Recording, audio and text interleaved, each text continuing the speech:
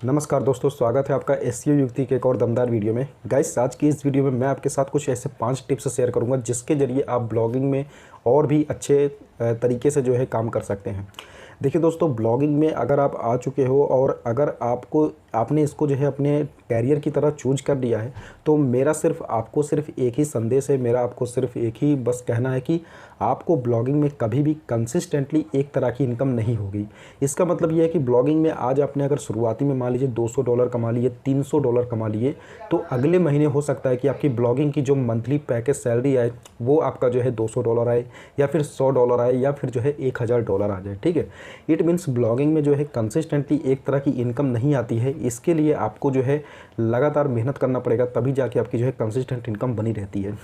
सो दोस्तों, बहुत ज़्यादा घबराने की बात नहीं है। अगर ब्लॉगिंग को सही तरीके से किया जाए, स्ट्रेटेजी के जरिए किया जाए, तो अच्छा खासा पैसा बनाया जाता है। तो चलिए, आज मैं आपके साथ कुछ ऐसे 5 टिप्स शेयर करूंगा गाइस, जो कि आपके लिए बहुत ही ज़्यादा हेल्पफुल होंगे।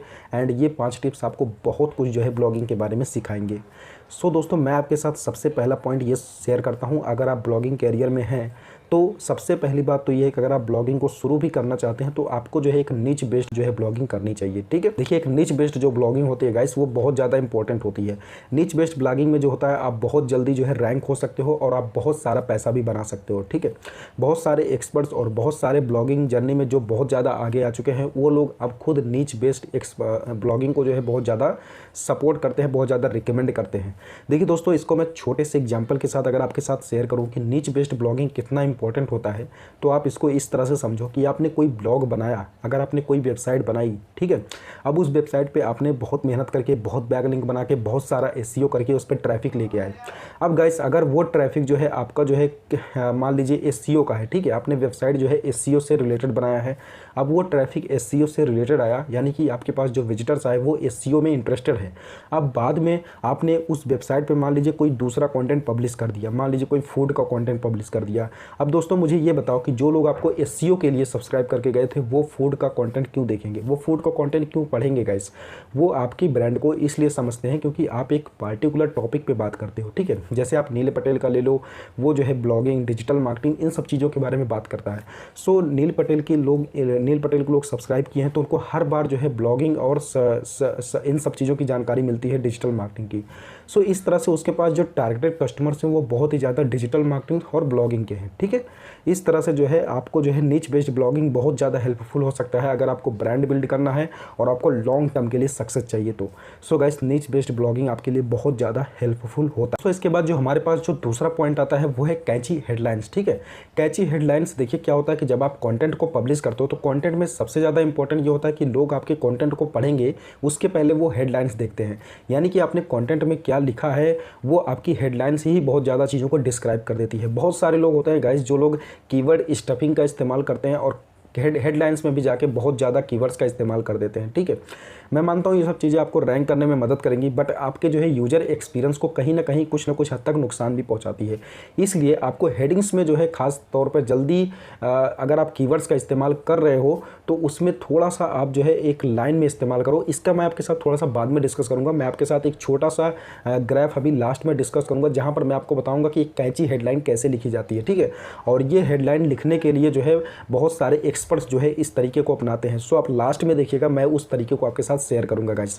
सो दोस्तों, कैची हेडलाइंस लिखना आपके लिए बहुत ज़्यादा इंपॉर्टेंट है, जिससे कि आपका जो विजिटर हो जब आपकी वेबसाइट को देखे तो जो उसका हेडलाइन हो वो हेडलाइन को पढ़ते ही आपकी वेबसाइट में इंटर हो जाए। ठीक है, हम देखिए जब कोई आर्टिकल पढ़ते हैं, हम कोई वेबसाइट खोलते हैं, तो गाइस उसमें हम पर्टिकुलर हेडलाइन को देखने के बाद ही उसके नीचे के कंटेंट को देखते हैं। ये इंपॉर्टेंट होता है कि आपकी जो हेडलाइंस हो बहुत ही ज़्यादा कैची हो और बहुत ही ज़्यादा अट्रैक्टिव हो, जिसकी वजह से आपके विजिटर्स का एंगेजमेंट्स बना रहता है और आपका बाउंस रेट भी कम होता है। ठीक है, सो इस तरह से आपके लिए कैची हेडलाइन बहुत ही ज़्यादा इंपॉर्टेंट होती है। दोस्तों, हेडलाइंस को लेकर के ड्रेटन बर्ड एक जो कि ब्लॉगिंग एक्सपर्ट हैं, उनका ये मानना है कि अगर आप 80% अपना दिमाग जो है सिर्फ और सिर्फ हेडिंग को सही से लिखने में बिताते हो एंड 20% भी अगर आप कंटेंट को लिखने में लगाते हो तो भी आप जो है सही तरीके से ब्लॉगिंग कर सकते हो। ठीक है, यानी कि डेट एंड बर्ड का कहना सिर्फ ये है कि अगर आप हेडिंग में ज़्यादा एफर्ट लगाओगे तो आपके कंटेंट को पढ़ा जा सकता है। यानी कि दोस्तों आपको जो है कंटेंट लिखने में, कंटेंट को बहुत ज़्यादा इन्फॉर्मेटिव बनाने में कोई बहुत बड़ी बात नहीं है, ठीक है। वो आप कर सकते हो जब आपकी धीरे धीरे ब्रांड बिल्डिंग होगी,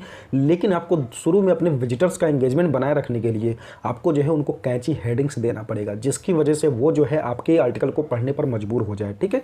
सो कैची हेडलाइंस आपकी बहुत मदद करेगी। कैची हेडलाइंस का सही से एग्जांपल अगर आप देखना चाहते हो तो आप किसी भी पॉपुलर वेबसाइट को ओपन कर लो, लाइक नील पटेल का ही वेबसाइट ओपन कर लो गाइस। वो अपने कंटेंट के अंदर जो कॉल टू एक्शंस देते हैं, उनका जो हेडलाइंस आप देखते होंगे वो भी बहुत ही तगड़ा होता है, ठीक है। उसको भी देखने के बाद लोगों को लगता है इसको पढ़ ही लेना चाहिए, क्या ज़बरदस्त मतलब आर्टिकल लिखा है नील पटेल ने। सो गाइस उनका तो एक ब्रांड बिल्डिंग है, बट मैं आपके लिए यही बोलूँगा कि आप हेडिंग्स को जो है बहुत अच्छे तरीके से लिखिए, और इसको मैं लास्ट में डिस्कस करूँगा, भूलिएगा मत। एंड बहुत सारे हेडिंग जनरेटर टूल्स होते हैं, आप गूगल में सर्च कर लीजिएगा, आपको वो भी मिल जाएंगे, ठीक। अब दोस्तों हमारे पास जो तीसरा पॉइंट आता है वो है गाइस फीचर्ड इमेज का, ठीक है। देखिए फीचर्ड इमेज जो होता है वो बहुत ही ज़्यादा इंपॉर्टेंट होता है। क्यों? क्योंकि फीचर्ड इमेज वो इमेज होता है जब आप कोई आर्टिकल पब्लिश करते हो एंड पब्लिश करने के बाद वो आर्टिकल का जो इमेज होता है वो किसी विजिटर के सामने प्रेजेंट होता है, ठीक है। और फीचर्ड इमेज आप ये कह सकते हो जैसे यूट्यूब में आप जो है थंबनेल बोलते हो, वैसे ही हमारी ब्लॉग में जो होता है फीचर्ड इमेज थंबनेल होता है। तो फीचर्ड इमेज को सबसे ज़्यादा शेयर भी किया जाता है, इसलिए फीचर्ड इमेज सबसे ज़्यादा इंपॉर्टेंट होता है। फीचर्ड इमेज को अगर आप बहुत अच्छे तरीके से बनाते हो गाइस और बहुत ही ज़्यादा अट्रैक्टिव बनाते हो, तो आपको पता होना चाहिए कि इमेज एंड आपकी जो हेडिंग्स होंगी वो दोनों ही मिला करके आपके जो विजिटर्स होंगे उनको कन्वर्ट कर देंगी, या फिर आपके जो भी आपके आर्टिकल को ओपन करेगा, जो भी आपकी वेबसाइट किसी भी रैंक पर, किसी भी पोजीशन पर आपकी वेबसाइट दिखाई देती है, तो उसको जो है विजिटर ज़रूर ओपन करेगा, ठीक है। सो इस तरह से जो है कैची हेडलाइंस को जो है बनाना आपके लिए बहुत ज़्यादा ज़रूरी होता है। एंड इसके साथ साथ आपके लिए फीचर्ड इमेज बहुत ज़्यादा ज़रूरी है। आप फीचर्ड इमेज को बहुत अच्छे तरीके से बनाइए और कोशिश कीजिए कि उसको पूरी तरह से इन्फोग्राफिक्स में बदल दीजिए। इन्फोग्राफिक्स की मदद से लोगों को और ज़्यादा समझ में आता है और वो एक तरह से हिंट होता है कि इसके अंदर क्या हो सकता है, और बंदा उसी इन्फोग्राफिक्स को देख करके पूरे के पूरे आर्टिकल को जो है पढ़ता है। अब दोस्तों हमारे पास जो चौथा पॉइंट आता है वो है गाइस इन्फोग्राफिक्स का। देखिए इन्फोग्राफिक्स के बारे में मैंने इसके पहले भी आपके साथ डिस्कस किया हुआ है कि इन्फोग्राफिक्स कितना ज़्यादा इंपॉर्टेंट होता है। आप ज़्यादा से ज़्यादा इन्फोग्राफिक्स का इस्तेमाल कीजिए। देखिए दोस्तों अगर आप बिना ज़्यादा कंटेंट लिखे अपने विजिटर को ज़्यादा देर तक एंगेज करना चाहते हो और बहुत ज़्यादा अपना ट्रैफिक लेना चाहते हो, तो आपको जो है इन्फोग्राफिक्स का इस्तेमाल करना चाहिए। इन्फोग्राफिक्स की मदद से आपका विजिटर जो रहेगा वो लंबे समय तक आपकी वेबसाइट के साथ बना रहेगा, और फिर आपका जो बाउंस रेट होगा वो भी कम होगा। एंड अल्टीमेटली आपको पता होगा गाइस कि अगर आपका बाउंस रेट कम होगा तो आपकी रैंकिंग भी ऑटोमेटिक बढ़ जाती है। इसका कॉन्सेप्ट मैंने आपके साथ पहले भी डिस्कस किया हुआ है, ठीक है। सो गाइस आपको जो है कोशिश ये करना है कि अपना बाउंस रेट कम करना है, और इसके लिए आपको जो है इन्फोग्राफिक्स का इस्तेमाल करना बहुत ज़रूरी है। अब दोस्तों हमारे पास जो पांचवा पॉइंट आता है वो और भी इम्पोर्टेंट है, और वो है गाइस मंथली पोस्ट। देखिए मंथली आप कितना पोस्ट लिखते हो ये बहुत ज़्यादा इंपॉर्टेंट है, ठीक है। बहुत सारे लोग होते हैं जो, बहुत सारे एसईओ एक्सपर्ट्स इस बात को भी बोलते हैं अगर आप एक वीक में भी एक पोस्ट लिख देते हो तब भी आपके रैंकिंग के जो है चांसेस बने होते हैं। एंड आपका कोई न्यूज़लेटर सब्सक्राइब किया है या फिर किसी विजिटर ने, मतलब आप एक पार्टिकुलर नीच को टारगेट करके अगर आप कंटेंट लिख रहे हो और उसको जो है अगर कोई आर्टिकल पढ़ना चाहता है, तो उसमें क्या रहेगा कि वो एक वीक में भी एक आर्टिकल अगर आपका देखेगा तो भी उसको पढ़ेगा, ठीक है, खोल के। सो इस तरह से आपको जो है अगर एक सप्ताह में एक आर्टिकल भी आपका आता है तो लोग उसको खोल के पढ़ेंगे। लेकिन अगर आपको बेटर एसईओ रैंकिंग चाहिए, अगर आपको गूगल के फर्स्ट पेज तक आना है और आपको हमेशा रैंक रहना है, तो आपको जो है कोशिश ये करना है कि आप एक महीने में एटलीस्ट 16 पोस्ट को जो है पब्लिश करें, ठीक है। जितना ज़्यादा आप पोस्ट को पब्लिश करेंगे उतना ज़्यादा आपकी रैंकिंग बढ़ेगी, एंड आपको बहुत ज़्यादा इसके अलावा भी एडवांटेज मिलेगा कि आपको आगे चल के बहुत कम आर्टिकल लिखने के बावजूद भी आपको अच्छा खासा रैंकिंग मिल जाएगा। सो इस तरह से दोस्तों आपका जो है मंथली पोस्ट भी बहुत ज़्यादा इंपॉर्टेंट होता है। कई लोग कहते हैं कि ज़्यादा पोस्टिंग करने से बढ़ जाता है हमारा रैंकिंग वगैरह, लेकिन इतना भी ज़्यादा नहीं है गाइस। अगर किसी पार्टिकुलर बंदे ने आपको सब्सक्राइब किया हुआ एक नीच को देखते हुए, मतलब कि मुझे एसईओ से रिलेटेड नॉलेज चाहिए, और आप हर दिन उसको एक एक नॉलेज दिए चले जा रहे हो, तो आपका हो सकता है कि यूज़र इंटरेक्शन बेकार हो जाए। सो इस तरह से इसमें थोड़ी सी दिक्कत हो सकती है, इसलिए आप एक हफ्ते में एक पब्लिश कीजिए, 3-4 दिन में एक पब्लिश कीजिए, आपके लिए बेटर होगा। एंड एक महीने में 16-17 आर्टिकल बहुत होते हैं। सो दोस्तों यहाँ पर मैंने आपको ये भी बताया था कि किस तरह से एक पार्टिकुलर हेडलाइन को लिखा जाता है, तो उसके लिए मैंने जो है यहाँ पर एक छोटा सा इन्फोग्राफिक आपको दिखाया हुआ है। आप देख पा रहे होंगे यहाँ पर आपको जो है किस तरह से एक कैची हेडलाइन लिखना है। सबसे पहले जो है आपको जो है how to plus action then keyword and then आपको जो है प्रॉमिस करना है, ठीक है। सो यहाँ पर एक कीवर्ड को लिखने का जो 2 तरीका आपको बताया गया है, आप दोनों तरीक़ों को देखेंगे तो वहाँ पर जो है हाउ टू, एक्शन, कीवर्ड और प्रॉमिस दोनों का जो है इस्तेमाल किया गया है, ठीक है। जैसे कि मैं पहले एग्जांपल आपको पढ़ के बताता हूँ, how to write a catchy headline to any blog post. तो यहाँ पर आप देख पाओगे गाइस कि यहाँ पर हाउ टू जो है आपको जो है हाउ टू तो पहले लगाना है, उसके बाद राइट मतलब राइट मतलब क्या होता है दोस्तों, एक जो है एक्शन है। राइट मतलब कोई कार्य करना, एक एक्शन है। एंड इसके बाद हमारे पास जो कीवर्ड आ रहा है गाइस वो है कैची हेडलाइन, ठीक है। यहाँ पर कुछ भी हो सकता है, आपका मनी हो सकता है, मतलब जो भी आप लिखोगे आप अपने कीवर्ड को यहाँ पर जरूर प्लेस कीजिए। यानी कि हेडलाइन को लिखने का बस आपको जो है एक डेमो बताया गया है, एक तरीका बताया गया है कि इस तरह से अगर आप लिखोगे तो आपका हेडलाइन बहुत अट्रैक्टिव होगा। तो यहाँ पर जो है कैची हेडलाइन एक जो है एक्शन कीवर्ड है। And to any blog post मतलब एक प्रॉमिस है गाइस, यानी कि आप कहीं पर भी इस कीवर्ड इस तरीके को इस्तेमाल कर सकते हो।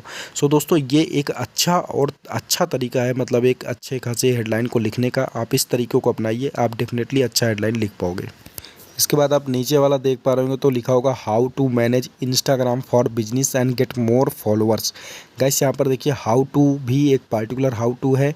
एंड इसके बाद जो आपको दिख रहा था गाइस वहाँ पर इंस्टाग्राम फॉर बिजनेस, ये जो है आपका एक कीवर्ड है, ठीक है। इंस्टाग्राम फॉर बिजनेस एक अच्छा कीवर्ड है और बहुत ही अच्छा कीवर्ड है। इसके बाद जो है गेट मोर फॉलोअर्स, ये दोस्तों जो है एक प्रॉमिस है, यानी कि आप फॉलोअर्स को पाएंगे। इस तरीके से अगर आप जो है आर्टिकल को लिखेंगे पढ़ेंगे तो आप जो है फॉलोअर्स को पाएंगे। इसका मतलब आप अपने एक यूज़र को जो है पूरी इन्फॉर्मेशन अपने हेडिंग में दे रहे हो, यानी कि बहुत ही कैची हेडिंग बता रहे हो, जिसकी वजह से जो है वो यूज़र आपके आर्टिकल को पढ़ने पर मजबूर हो जाएगा। सो दोस्तों इस तरह से एक पार्टिकुलर कैची हेडलाइन को बनाया जाता है।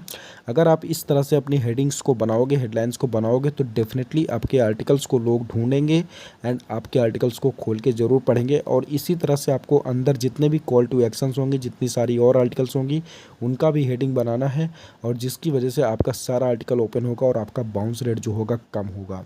सो दोस्तों आप how to, action, keyword and promise अपने हेडिंग्स में ज़रूर इस्तेमाल कीजिए, आपका एक कैची हेडिंग बन करके तैयार हो जाएगा। आइए आगे जानते हैं। सो दोस्तों मैंने आपको जो है ये 5 पॉइंट जो है आपके साथ डिस्कस किया हुआ है। ये 5 पॉइंट बहुत ज़्यादा इंपॉर्टेंट है। अगर आप इन 5 पॉइंट्स को फॉलो करते हैं तो डेफिनेटली आप ब्लॉगिंग को और ज़्यादा इंप्रूव कर पाओगे एंड ब्लॉगिंग में बहुत जल्दी सक्सेसफुल हो जाओगे। और गाइस इन 5 पॉइंट्स को आप ज़रूर फॉलो कीजिए, आप अपनी ब्लॉगिंग में बहुत ज़्यादा चेंज देख पाएंगे। सो दोस्तों मुझे उम्मीद है कि आज की वीडियो आपको अच्छी लगी। अगर वीडियो अच्छी लगी तो प्लीज़ चैनल को सब्सक्राइब कीजिएगा, वीडियो को लाइक कीजिएगा एंड शेयर। अगर आपकी कोई क्वेरीज है तो मुझे नीचे कमेंट सेक्शन में कमेंट कर सकते हैं, या फिर मुझे इंस्टाग्राम @SEO युक्ति पर जाकर के मुझे फॉलो कीजिए। वहाँ पर मुझे कमेंट करोगे तो वहाँ पर भी आपको पूरी रिप्लाई मिलेगी। एंड टेलीग्राम का लिंक मैं आपको डिस्क्रिप्शन में दे दूँगा, आप टेलीग्राम पर जाकर के मेरे साथ जुड़ सकते हो। वहाँ पर कम्युनिटी होगी तो ज़्यादा से ज़्यादा लोग आपके सवालों का जवाब दे पाएंगे। सो दोस्तों thank you once again for watching the video. Please like, share and subscribe to this channel. Thank you guys.